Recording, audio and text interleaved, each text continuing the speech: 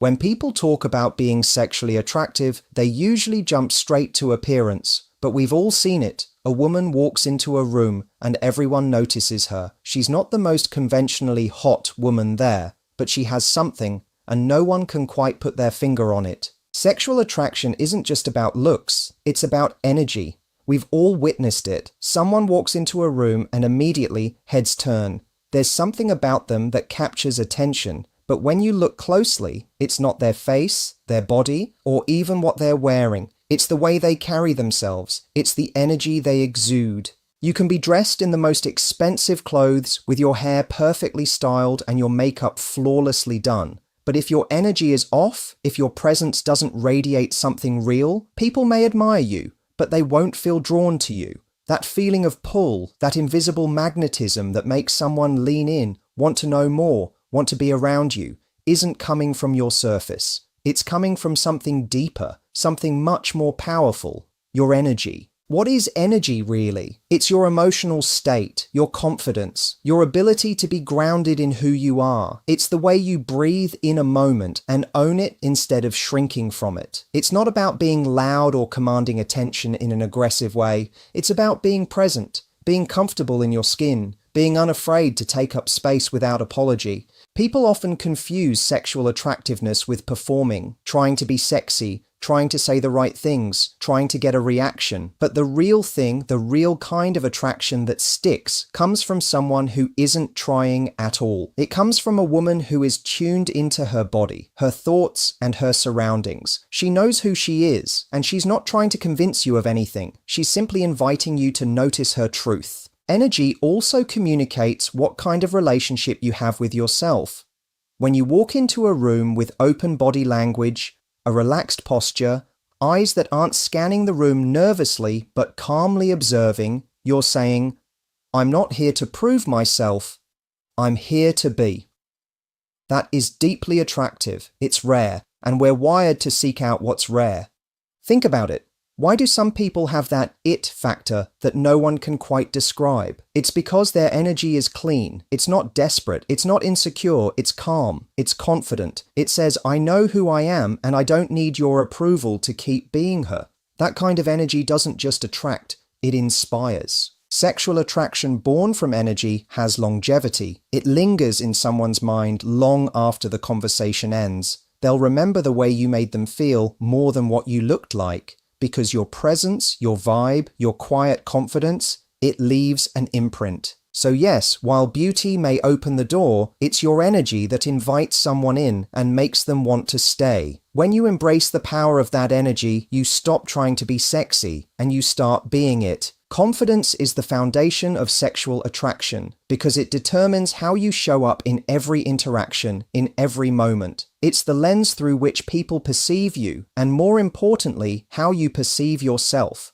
You can have all the outer beauty in the world, but if you walk through life second-guessing yourself, apologizing for your presence, or seeking constant validation, that beauty gets lost in translation. People feel what you feel. If you feel unsure of yourself, they feel unsure of you too. Confidence isn't about being loud or extroverted. It's not about taking up space with volume or dominating conversations. It's not about being flawless either. In fact, sometimes the most confident people are the ones who openly acknowledge their imperfections, but don't let those imperfections define them. Real confidence is quiet. It's unshakable. It's the woman who walks into a room and doesn't need to be the center of attention because she knows her presence already says enough. Sexual attraction begins with how secure you are in your own body and in your own value. Confidence allows you to walk without the weight of needing to impress. You flirt without overthinking. You speak without rehearsing. You sit in silence without panicking. You don't fill every gap with noise because you're not afraid of being still, being seen, or being known. That's rare and that's magnetic. Confidence also communicates emotional safety. People gravitate toward those who make them feel at ease. When you're secure in yourself, you're not hyperreactive. You're not looking to pick fights or decode every little text. You're not chasing someone down to validate your worth. You're grounded. And that groundedness makes people feel safe opening up around you. It makes you a place where others can breathe. You also set the tone for how others treat you. If you present yourself like someone who values her time, who respects herself, who doesn't tolerate disrespect, people will mirror that. On the flip side, if you shrink to make others comfortable or accept poor behavior because you're afraid of being alone, it signals that you don't believe you deserve better. Confidence is what teaches people how to treat you without you ever having to say a word. What's more, confidence makes room for playfulness. When you're not stuck in your head worrying about how you're being perceived, you can relax. You can be in the moment, you can tease, laugh, flirt, be spontaneous. That ease is a huge part of what makes someone sexually attractive. It's not that they're trying to be sexy, they're just free, and that freedom is what others want to be around. Confidence is the silent force behind every powerful magnetic interaction. It tells the world, I'm enough. And when you believe that, people start to believe it too, not because you told them, but because you live it. Flirtation is an art of subtlety, not desperation. It's not about saying the perfect line, wearing the boldest outfit, or trying to force chemistry where it doesn't exist. Real flirtation is nuanced. It's the kind of interaction that leaves space for curiosity, for tension, for the unspoken. It's not a performance, it's a dance, and the most powerful dancers aren't the ones trying to prove anything. They're the ones enjoying the rhythm of the moment. Desperation, on the other hand, has a scent. You can feel it when someone is trying too hard to get attention, trying too hard to keep it, or trying to control the outcome. It's in the over-texting, the oversharing, the over-promising. It's in the way someone tries to fill every silence, constantly check for approval, or push for validation. That energy doesn't feel fun or exciting. It feels heavy, and attraction can't thrive under pressure. Flirtation that actually builds desire is light. It's playful. It's confident enough to leave gaps, to not say everything all at once. It's in the way you ask a question with a smile that says, "There's more I'm not telling you." It's in the way you walk away from a conversation not because you've run out of things to say, but because you understand that a little mystery goes a long way. You're not trying to be chased, but you are giving someone something worth chasing. True flirtation is a conversation, not a monologue. It's listening just as much as talking. It's reading someone's responses, their body language, their energy, and adjusting your pace accordingly. It's knowing when to lean in and when to give space. And more than anything, it's about presence. When you're genuinely enjoying someone's company without trying to fast forward to an outcome, that enjoyment becomes infectious. The subtlety in flirtation lies in the small things. The way you say someone's name, the pause before you answer, the way you maintain eye contact just a second longer than expected. It's in the jokes you don't explain, the compliments you deliver with a wink, not a declaration. It's not about being overtly sexual. It's about being emotionally attuned, responsive, and aware. That's what builds tension. That's what makes people think about you long after the conversation ends. Desperation comes from a place of fear. Fear of not being enough, fear of being alone, fear of missing a chance. But flirtation, when done well, comes from a place of abundance. It says, I'm not here to convince you. I'm here to connect with you. And if we connect, great. If not, I'm still whole. That mindset changes everything. The most attractive people aren't begging to be noticed. They're simply allowing themselves to be seen. And in that space of subtle, confident connection, real attraction begins to bloom. Not rushed, not forced, just felt, deeply and unmistakably. Self-respect is sexy because it communicates something incredibly powerful without you ever needing to say a word, that you know your worth and you live by it.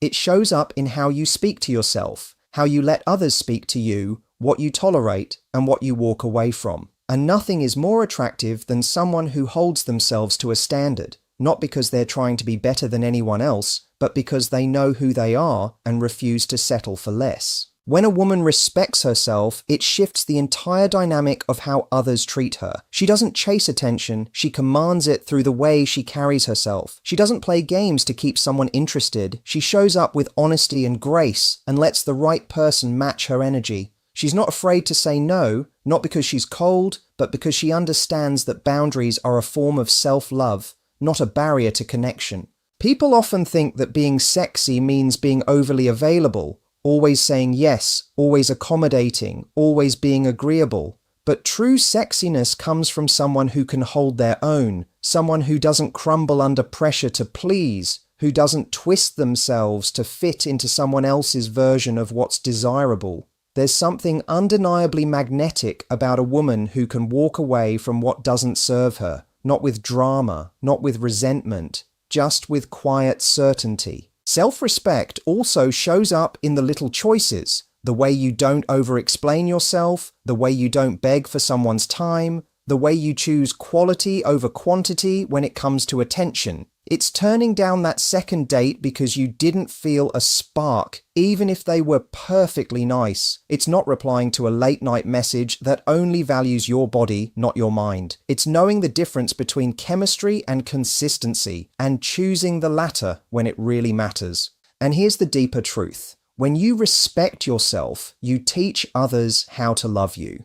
You show them the level of effort you expect, the kind of communication you deserve, and the energy you bring to the table. You become a mirror for what's possible, not because you demand it, but because you embody it. That's the kind of woman who lingers in someone's mind. That's the kind of woman people don't forget. Self-respect isn't about being hard or distant. It's about being rooted in your own values. It allows you to be soft without being weak, open without being desperate, giving without being taken for granted. That balance is rare, and that rarity is exactly what makes it so desirable. At the end of the day, self-respect is the quiet confidence that says, I don't need to be chosen, I choose myself first. And that's not just attractive, that's irresistible. Curiosity makes you captivating because it shows you're genuinely engaged with the world around you, not just passively existing, but actively paying attention. When a woman is curious, she's not just waiting for her turn to talk, she's listening. She's asking questions that go beyond surface-level small talk. She's diving deeper, wanting to understand someone's story, not just their highlight reel. And in doing that, she becomes unforgettable. People are drawn to those who make them feel seen. When you're curious, you naturally become a better listener. You make others feel important, interesting, and valued. That doesn't mean pretending to care or asking questions just to keep a conversation going. It means being present enough to actually hear what someone's saying and then wanting to know more. That level of attention is rare, and anything rare is automatically attractive. But curiosity doesn't just apply to other people, it starts with yourself. A curious woman is constantly learning, growing, exploring. She reads, she travels, she asks why things are the way they are. She doesn't pretend to have all the answers. She's okay with not knowing, and that humility, that hunger to keep expanding, makes her magnetic. Because let's be honest, surface-level conversations die fast. Real attraction builds in the spaces where you can explore thoughts, challenge perspectives, and discover something new about each other. And that only happens when curiosity is present. What makes curiosity sexy is that it creates emotional intimacy. When you ask someone questions that no one else bothers to ask, when you remember the little things they tell you and follow up on them later, when you respond not just to their words, but to their feelings, you create a connection that stands out. It's not loud, but it's deep. And depth is what makes people stay. Curiosity also removes pressure. When you're genuinely curious, you're not trying to impress. You're just being open. You're in a state of wonder, not performance. You're not locked into some fixed image of how the conversation is supposed to go or who you need to be. You're simply exploring. That relaxed present energy makes the other person feel safe to be themselves too. And when people feel safe, they open up. And that's where real chemistry lives. It's easy to get caught up in trying to be interesting, but the secret is this. The most interesting people are the ones who are interested. The ones who can take an ordinary topic and turn it into something meaningful. The ones who can make someone feel like their story matters. That's what builds emotional pull. That's what lingers in memory. So if you want to be more captivating, Don't focus on what to say next or how to sound impressive. Be curious, be present, be fascinated by the person in front of you, by life itself. That's not just a social skill, that's a superpower. Playfulness creates spark because it brings levity, warmth, and spontaneity into interactions, especially romantic ones. It's that energy that makes people feel alive in your presence, like being around you is an escape from the seriousness of the world. When a woman is playful, she's not trying to impress or perform, she's simply allowing herself to enjoy the moment, and in doing that, she invites others to do the same. There's something irresistible about someone who doesn't take everything so seriously. Playfulness shows that you're comfortable in your own skin, that you can be lighthearted without needing to be the loudest person in the room. It's in the teasing smile, the witty comeback, the ability to laugh at yourself. That kind of interaction builds tension in the best possible way because it creates contrast. It's not just words being exchanged, it's energy bouncing back and forth, creating rhythm, chemistry, and intrigue. Think about the people who stay in your mind after a date or a conversation. Chances are, it's not the one who tried to sound the smartest or kept things rigid and polished. It's the one who made you laugh, the one who surprised you, the one who said something slightly unexpected and had the confidence to let it hang in the air. That's the power of playfulness. It disrupts the script. It brings unpredictability, and unpredictability keeps people engaged. Playfulness also creates safety. When you can be light with someone, when you can joke and not take offense, it tells them that you're emotionally flexible, that you're not walking through life on edge or waiting to be wounded, that you're strong enough to let go, even if just for a moment. And that's attractive, because while confidence is powerful, playfulness is what makes confidence approachable. It softens the edges. It says, you can be yourself around me. This doesn't have to be hard. A playful woman isn't afraid to challenge someone in a flirty, fun way. She'll call someone out with a smirk, make them laugh with a clever observation, maybe even push back just enough to keep things exciting. It's not about being sarcastic or mean. It's about creating tension that feels thrilling, not threatening. That kind of emotional agility lights a spark because it keeps people on their toes. And that's where real attraction lives, in the unexpected moments that feel effortless, not manufactured. Even in deeper emotional conversations, playfulness can create balance. It allows you to navigate intimacy without making everything heavy. It keeps the connection from becoming transactional or overly intense. It adds lightness to vulnerability, making it easier to open up without feeling exposed. At its core, playfulness is a signal that you're enjoying life, and people want to be around those who are enjoying life. That energy is contagious. When you lead with it, you don't just create a spark, you create a fire that others want to keep coming back to.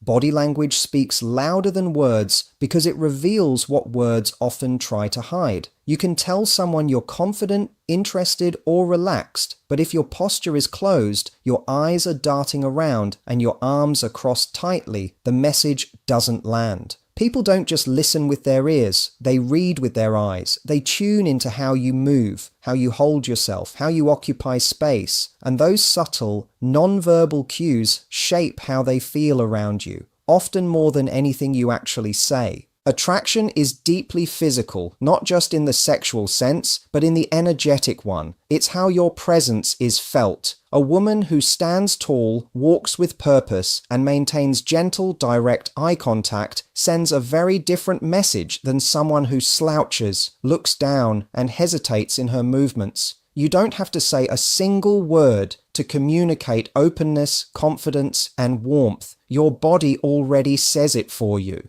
When you're connected to your body, people feel more connected to you. It's in the way you lean in slightly when someone's talking, how you smile with your whole face, not just your mouth, and how your hands express your excitement naturally. These gestures are authentic, and authenticity is magnetic. On the flip side, when your movements feel rigid or rehearsed, or your facial expressions don't match your words, it creates dissonance.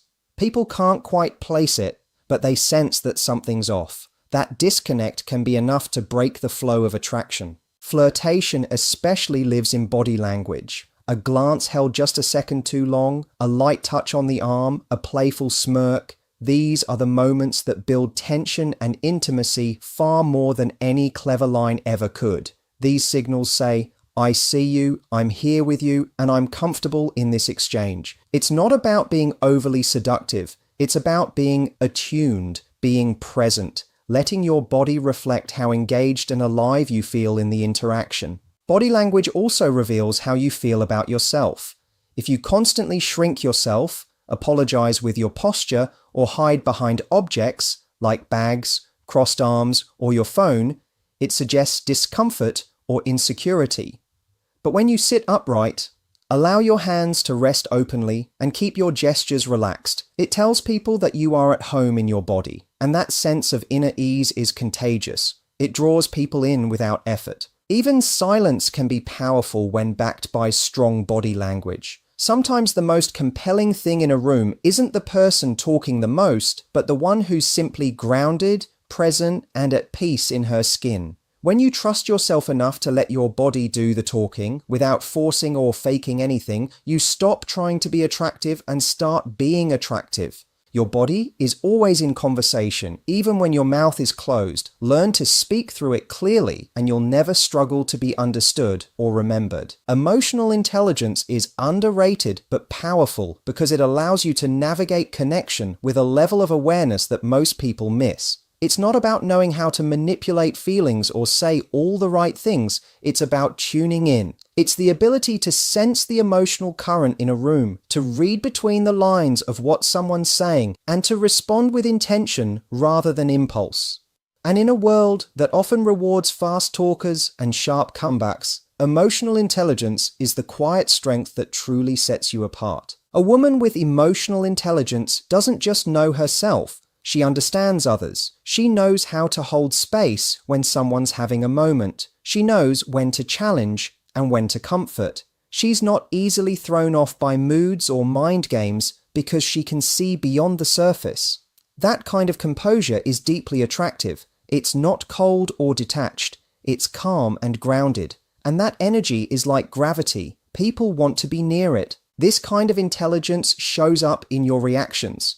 If someone pulls away emotionally, do you chase them down or do you pause and observe? If a conversation becomes tense, do you escalate it or do you slow it down and ask what's really going on beneath the surface? That kind of pause, where you choose to respond instead of react, is where true emotional power lives. It doesn't scream for attention, but it commands respect. Emotional intelligence also plays a huge role in sexual and romantic attraction. It allows you to sense when someone is emotionally available or not.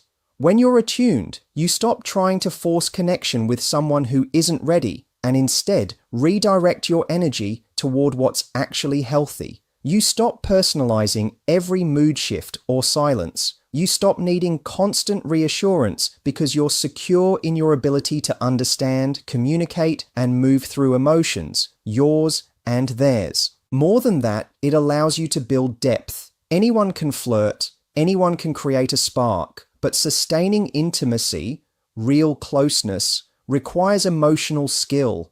It means being able to say, here's how I feel, without attacking or blaming. It means being able to hear, this hurt me, without getting defensive or shutting down. That kind of emotional maturity builds trust. And trust is the foundation for any relationship that's meant to last. Even in casual interactions, emotional intelligence makes you magnetic. It's the way you make people feel seen without them having to explain everything. It's the way you know when to speak and when to just be quiet and hold someone's gaze. It's in how you stay curious instead of judgmental, soft instead of reactive, assertive without being aggressive. In a world where many people are disconnected from their emotions, being a woman who leads with emotional intelligence is powerful. It's not just a skill, it's a presence, one that makes people feel understood, accepted, and safe. And that kind of presence isn't just attractive, it's unforgettable. At the heart of everything we've explored, confidence, curiosity, playfulness, self-respect, emotional intelligence, subtle flirtation, magnetic body language, and the energy you carry is one simple truth. Sexual attraction is not about performing for others. It's about becoming deeply aligned with who you are. The most captivating women aren't the loudest in the room or the ones trying the hardest to be noticed. They're the ones who've done the inner work to feel secure, present, and alive in their own skin. When you embody that energy, people don't just see you, they feel you. You don't have to chase connection or prove your value. You are the value. And from that place, attraction becomes effortless because it's rooted in authenticity, not approval. You don't just light up a room, you draw people into your world. And that is where real lasting attraction begins.